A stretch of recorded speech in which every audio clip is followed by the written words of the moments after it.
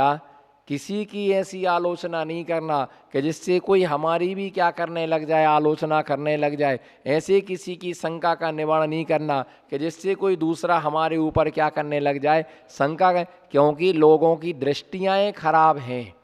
लोगों की क्या है, लोगों की दृष्टि खराब है, लोग किसी को नहीं छोड़ते हैं, है ना। वो समय गया कि जब लोगों में सरलता थी, हर आदमी के अंदर क्या है, वक्रता है, वो बिल्कुल तैयार बैठा हुआ है कि जी क्या कर रहे हैं क्या नहीं कर रहे हैं। और जिसको सम्मान नहीं मिलता वही भड़कता है, जैसे आदर नहीं मिलता है वही भड़कता है, निंदा वही करता है, जैसे, है ना। हर आदमी को क्या करना, सम्मान चाहिए, पर सम्मान उसे मिलता है जो सेवा करता है, जो तन्मयता से लगा। और आशीर्वाद भी ओम जी मांगा नहीं जाता है, अपने आप आशीर्वाद क्या हो जाता है, मिल जाता है ना। आप अपने आप आशीर्वाद क्या हो जाता है, मिल जाता है।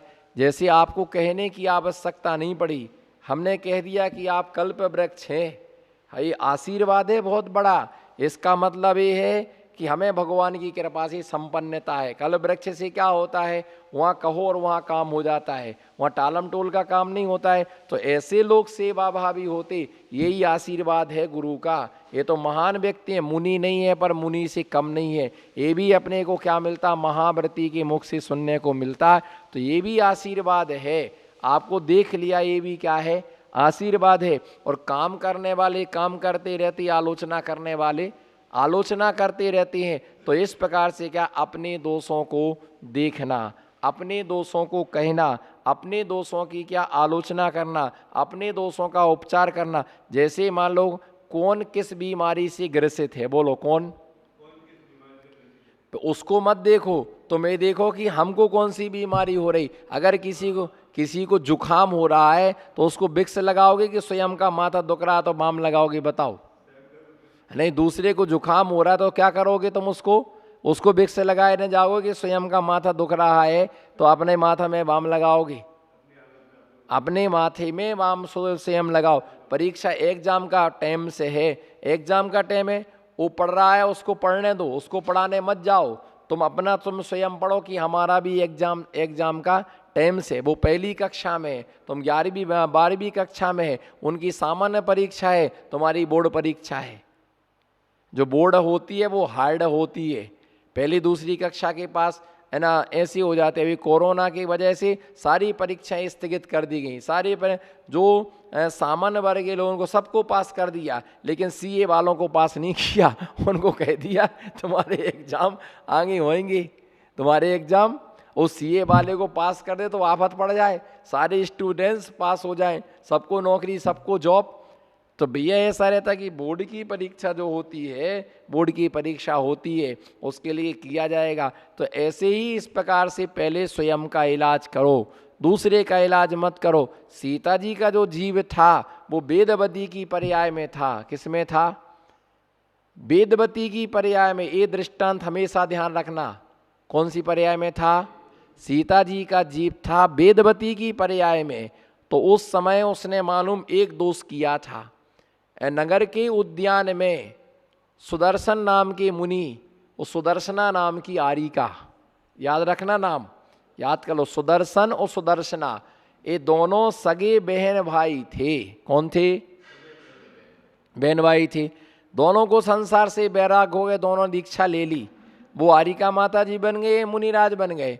तो मुनि महाराज आहार करके वन में आओ, चट्टान पर बैठे थे। तो आरिका माता जी ने इतना ही पूछा कि महाराज आपका स्वास्थ्य कैसा है, रत्नात्रय कैसा है। तो ये वेदवती कहीं घूम रही होगी, तो उसने देख लिया कि एक तरुण मुनि के पास में एक तरुण आरिका बैठी हुई है। वो गांव में जाकर उसने क्या कर लिया, हमने एक तरुण मुनि तरुण आरिका को आपस में संलाप करते देखा, वार्ता करते देखा।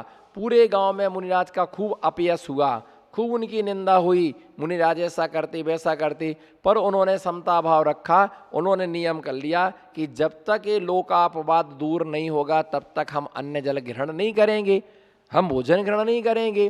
तो नगर के देवता ने सब लोगों से कहा कि ये बात गलत है और तुम क्षमा याचना करो। वेदवती ने कहा कि मैंने गलत कहा, मुनिराज सही है, मैंने गलत उपदेश दिया, है ना। तो उसने फिर क्षमा याचना की, मुनिराज ने। अब उस समय वेदवती ने ऐसे कर्म का बंध किया, निधत्ती और निकाचित कर्म ऐसे होते हैं, देव शास्त्र गुरु की अवहेलना करने से निधत्ती निकाचित कर्म फल कर्म का बंध होता है, उस कर्म का फल भोगना पड़ता है। अगर वो कटता है तो देव शास्त्र गुरु की भक्ति से ही कटता है। अब वो कर्म बन गया, उसने प्रायश्चित कर लिया, लेकिन फिर भी वो कर्म नहीं गया और सीता की पर्याय में उदय में आया। किस पर्याय में आया? सीता की पर्याय में वो कर्म उदय में आया। इसी प्रकार से क्या है, जो अंजना थी, अंजना को 22 साल तक पति का वियोग सहन करना पड़ा। तो क्या किया, सीता जी ने गुरु पर दोष लगाया और अंजना ने क्या किया कि उसकी सौत थी लक्ष्मीमती, तो बहुत धर्मात्मा थी, वो पूजा पाठ विधान अभिषेक आदि सब क्रिया करती थी और ये उससे चिढ़ती थी। तो एक दिन वो कहीं गई होगी तो उसने क्या किया, भगवान की जो प्रतिमा थी उसको छिपा दिया, उसके लिए छिपा दिया। अब वो जब लौट गई तो प्रतिमा नहीं मिली, तो उस नगर में संयम श्री नाम की आर्यिका विद्यमान थी। तो उनको पता चला कि भगवान की प्रतिमा इसने कहीं छुपा दी है, तो उनने अन्न जल का त्याग कर दिया कि जब तक भगवान की प्रतिमा नहीं तब तक भोजन नहीं करेंगे। बाद में प्रतिमा आई, तब उन्होंने बाद में आहार किए। तो उस समय सीता ने अंजना ने कर्म बांधा और वो अंजना की वह कनकोदरी की पर्याय में कर्म बांधा, वो अंजना की पर्याय में क्या आया, उदय में आया। तो पिछले जन्मों में देव शास्त्र गुरु की अवज्ञा की और वो इस जन्म में क्या, जो पढ़ते नहीं बनता, याद नहीं होता, शास्त्र समझ में नहीं आता, शास्त्र के प्रति रुचि नहीं होती, ये कौन से कर्म का फल है? ये कौन से कर्म का फल है? एक ज्ञानावरणी कर्म कैसे बना? शास्त्र का अभिनय किया। क्या किया? शास्त्र का अभिनय किया। शास्त्र का ना जैसे अभिनय क्या किया, शास्त्र को जमीन पर रख दिया, शास्त्र को पैर पर रख लिया, है ना, शास्त्र के लिए, है ना, जैसे चाहे रख दिया, है ना, विनय से उसको नहीं उठाया, कबर फट गया, पेच फट गया। शास्त्र का विनय ना करना और उस शास्त्र के अभिनय करने से ऐसा कर्म बंधा कि आज तुम्हें शास्त्र समझ में नहीं आता, शास्त्र के प्रति रुचि नहीं होती। क्या पढ़ना, क्या है, पढ़ने से क्या होता है? क्या, जिनागम को पढ़े सुने बिना सम्यक की प्राप्ति नहीं हो सकती, रत्नात्रय प्राप्त नहीं हो सकता। आज अपने पास क्या है बताओ? चतुर्थ काल में साक्षात तीर्थंकर भगवान होते थे। समोसण में गए तो वहाँ पर भगवान की पूजा, गुरु की उपासना और वहाँ पर भगवान की दिव्य धुनी सुनने को मिल जाती।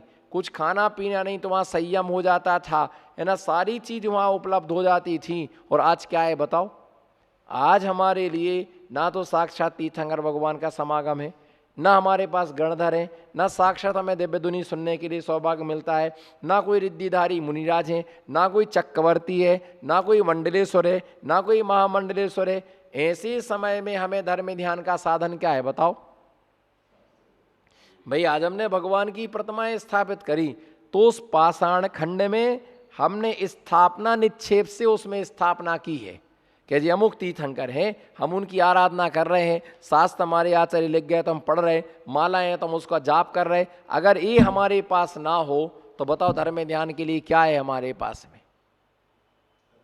क्या है धर्म ध्यान? तुम आज चलो, लॉकडाउन चल रहा है और मंदिरों में बंदिश लगा दिया गया है कि भीड़ इकट्ठी ना करें। घर में लोग कितना धर्म ध्यान करते। मैंने एक व्यक्ति का फोन आया, किसी व्यक्ति का, महाराज आशीर्वाद दो, मैंने कहा आशीर्वाद। तो मैंने उनसे कहा कि अब स्वाध्याय करो, इस समय भक्तामृत पढ़ो। तो मालूम क्या जवाब दिया? अब क्या टाइम ही नहीं मिलता है। तो मैंने कहा कौन सा व्यापार करते हैं अभी? बोले टीवी देखने में समय निकल जाता है और जितना बचा तो सो जाते हैं। बताओ, टीवी पर देख रहे तो 24 घंटे थोड़ी कोई टीवी देखता है। अरे ऐसे समय में तो मंदिर नहीं जा पा रहे, उस समय बच रहा है मंदिर जाने का, अभिषेक का, तो अपने घर में बैठ करके भक्तामृत का पाठ तो कर सकते हो। कोई तुम्हारे, इसलिए हम कहते हैं घर में एक ग्रंथ तो होना ही चाहिए, एक जिनवाणी होना चाहिए, एक माला होना चाहिए, एक शुद्ध पीठ होना चाहिए। मान लो कभी नहीं हुआ, अगर मान लो ऐसे समय मंदिर नहीं, भगवान का दर्शन नहीं मिला, शास्त्र का दर्शन करो। उसमें क्या है? शास्त्र है, शास्त्र का अपन दर्शन कर सकते हैं, है ना, शास्त्र का स्वाध्याय करो बैठ के। अब मंदिर, घर में शास्त्र ही नहीं है, घर में जिनवाणी नहीं है, घर में कोई पुस्तक ही नहीं है, इसलिए एक अलवारी ऐसी होना चाहिए जिसमें 10-20 भली मत पढ़ो लेकिन रखे रहने दो। कभी ऐसी स्थिति आ गई तो उस समय कम से कम तुम शास्त्र का दर्शन तो कर सकते हो। ऐसे समय भगवान का दर्शन तो कर सकते हो। इन्हीं सब चीजों को लेकर के पहले घरों में चैत्यालय क्यों होते थे बताओ? हम आपसे पूछे चैत्यालय क्यों होते थे? चैत्यालय होने का कारण कि राजा महाराजाओं में युद्ध होते थे, भयानक युद्ध होते थे राजा महाराजाओं में, और ऐसे समय में मंदिरों के दरवाजे बंद कर दिए जाते थे राजाओं की लड़ाई के कारण से। तो धर्म ध्यान ना छूटे तो अपने कमरा बंद करके अपने मंदिर में, चैत्यालय में अपने अभिषेक पूजन पाठ लोग कर लेते थे। ये चैत्यालयों की व्यवस्था अभी भी कर्नाटक, महाराष्ट्र, कर्नाटक और महाराष्ट्र में घर घर में जिनालय है। घर घर में भली इतनी सी प्रतिमा हो, लेकिन हर घर में चैत्यालय महाराष्ट्र और कर्नाटक में। अब कुछ कुछ जगह अब क्या है, लोगों ने मंदिर में ला के रख दी, लेकिन बाकी तो हर जगह भगवान का दर्शन क्या है, हर घर घर में चैत्यालय होती। तो ऐसे समय के लिए जो होता है दर्शन मिलता है, पूजन मिलती है, पर धर्म ध्यान हमारा छूटना नहीं चाहिए। और जिंदगी भर जितना पाप किया उसका एक भाग भी तुम धर्म नहीं कर पाते हो। दूसरी बात, माला तो तुमने 108 बार जपी, कितने बार? 108 बार नमोकार मंत्र की माला जपी। अब उसका तुम परसेंटेज निकालो कि मन तुम्हारा कितना लगा। बताओ आप 1 किलो अनार लाए, इधर देखो 1 किलो अनार लाए। अब आपने 1 किलो कितने अनार लाए? 1 किलो। उसका रस कितना लेके निकलेगा? 1 पाव। कितना निकलेगा? 1 पाव। और 3 पाव क्या निकलेगा? कचरा। कचरा क्या निकला? सबसे पहले तो छिकल ही निकल गए, मोटा वाला छिक्कल निकला 1। अब उसके अंदर पार्टीशन है अनार के अंदर, तो एक पतली बिल्कुल पीले कलर की क्या निकलती है? झिल्ली निकलती है, वो निकल गई। उसके बाद में तुमने उसका रस निकाला, तो उसमें से रस निकाला तो इतना सारा तुम्हारा वो निकल गया, उसमें वेस्टेज ज़्यादा निकलता है और रस क्या नहीं। अब आप सोचो, आपने 108 बार नमोकार मंत्र का जप किया, उसमें तुम्हारा कितना मन लगा बताओ? कोई आया उसको ही देखने लगे, कोई ने लाइट चालू करी उसको ही देखने लगे, है ना, कोई किसी ने कोई स्वाध्याय कर रहा उसी को देखने लगे, फिर कोई अपने विषय में सोचने लगे, फिर कहीं मन चला गया। 17 जगह मन क्या होता है, भटकता है। अब उसका परसेंटेज निकालो कि मन तुम्हारा कितना लगा, मन कितना लगा। माला कितनी फेरी ये महत्वशाली नहीं है, तुम्हारा उपयोग कितना लगा। शास्त्र कितने पढ़े ये महत्वशाली नहीं है, समझ में कितना आया। माल तुमने दुकान में कितने का बेचा? बोलो जी। अरे पापा आज तो हमने 1 लाख रुपए का माल बेचा। कतरा का? कतरा का? तो पापा खुश, अरे वाह बेटा अच्छी दुकान चलाता है। अरे भैया दुकान 1 लाख रुपए की चलाई है, क्यों नाच रहे हो? पहले उससे तो पूछो उसमें बरकत कितने का हुआ है। ऐसा तो नहीं कि 2 लाख का माल बेच करके 1 लाख लाया हो, और तुम 5 रुपए की वस्तु 2 रुपए में दे आए, 100 रुपए की वस्तु 50 रुपए में दे आए, 50 रुपए किलो का आटा तुम 10 रुपए किलो में दे दिया है, तो 1 करोड़ की दुकान चल जाएगी। पर ये पता लगाओ कि तुम्हें बचा क्या है। तो महत्वशाली बेचा कितने का है वो महत्वशाली नहीं है, तुम्हें इनकम कितनी हुई है, तुम्हें प्रॉफिट कितना हुआ है महत्वशाली। पापा आज हमने खूब कपड़े धोए, 4 बट्टी साबुन लगा दी। अरे पागल 4 बट्टी क्या, तुम 16 बट्टी लगा दो, कपड़ा साफ कितना हुआ है। महिलाओं की अधिक तक थिंकिंग रहती है, ये सब बैठे ना, इनकी थिंकिंग रहती है कि जितना निरमा पाउडर डालो उतना कपड़ा क्या होता है, साफ होता है। तो इनको 1 पैकेट 3 दिन को नहीं होती है। पर हमारा गणित है कि निरमा जितना कम डालोगे कपड़ा उतना क्या होगा, साफ होगा। और जितना ज़्यादा निरमा डालोगे पानी भी उतना पानी लगेगा। और पानी अगर नहीं निकालोगे, उस पानी में 3-4 बार नहीं निकालोगे, और वो यदि तुमने ना निरमा लगा कपड़ा पहन लिया और पसीना आया, तो तुम जहां भी हाथ लगाओगे यहाँ पर खुजली तुमको क्या हो जाएगी, उसका इन पे रिएक्शन होता है। तो इसलिए ध्यान रख के चलना कि महत्वशाली ये नहीं है कि तुमने कितना निरमा लगाया, वो बात की बात है कपड़ा साफ कितना हुआ है। पानी में कम निरमा में अच्छी तरह से साफ करो ना। उसके लिए हमने आज बहुत अच्छे से 4 लड्डू खाए। लड्डू खाना कोई महत्वशाली नहीं है, तुम्हें पाचन कितना फायदा कितना हो रहा है। लड्डू तो तुमने 4 खाए, बोलो लड्डू 4 खाए, कचौरी 4 खाई, फिर जंगल कितने बार गए ये तो बताओ पहले। अब नहीं बोलेंगी, अब तो मौन है।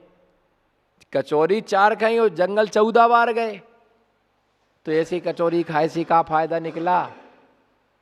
तो इसी प्रकार से जो कर्म है वो निदत्ति निकाचित के रूप में उदय में आया है, और वो आया है। सीता ने एक मुनि पर दोष लगाया और उनको कितना सीता निर्दोष थी, रावण के यहाँ गई तो उन्हें बिल्कुल द्रव्य भाव दोनों से निर्दोष थी, वो कोई दोष उसने नहीं किया था, लेकिन कितना उसके बाद अंजना निर्दोष थी, लेकिन उसके ऊपर भी क्या लगाया गया, दूसरा। इसलिए कभी किसी की आलोचना नहीं करना। यदि मैंने कर्म किया है तो उसका मुझे कर्म का फल मुझे जरूर मिलेगा। किसको मिलेगा?